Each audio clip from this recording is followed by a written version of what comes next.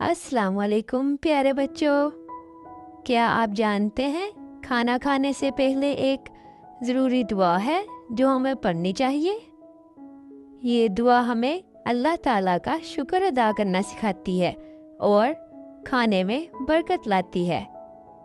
खाना खाने से पहले पढ़ते हैं बिस्मिल्लाहि व अला बरकतिल्लाह।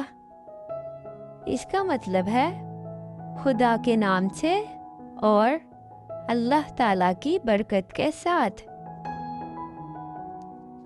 आओ सब मिलकर रिपीट करते हैं, बिस्मिल्लाहि व अला बरकतिल्लाह, बिस्मिल्लाहि व अला बरकतिल्लाह।